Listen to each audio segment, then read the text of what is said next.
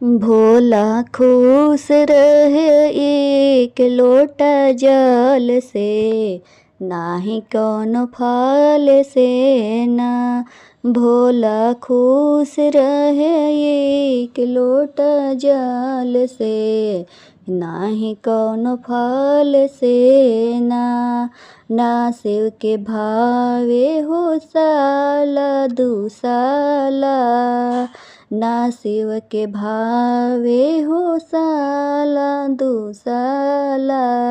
शिवजी खुश रहे छलवा बाघंबर से, नाही कौनो फल से ना।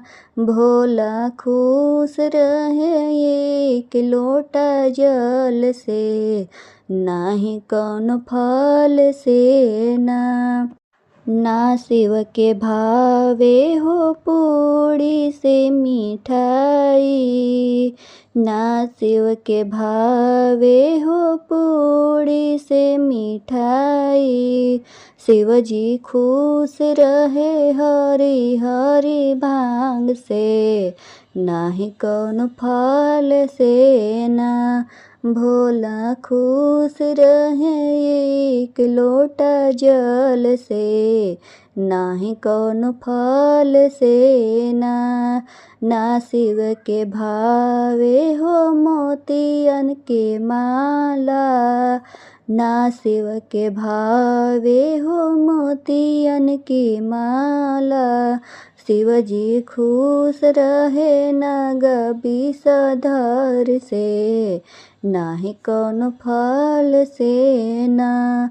शिवजी खुश रहे एक लोटा जल से, नाही कौनो फल से ना। ना शिव के भावे हो यजन बाजन, ना शिव के भावे हो यजन बाजन। शिवजी खुश रहे डमरू त्रिशूल से, नाही कौनो फल से ना। ना शिव के भावे हो हाथी से घोड़वा, ना शिव के भावे हो हाथी से रथवा। शिवजी खुश रहे बूढ़वा बैल से, नाही कौनो फल से ना। शिवजी खुश रहे एक लोटा जल से, नाही कौनो फल से ना।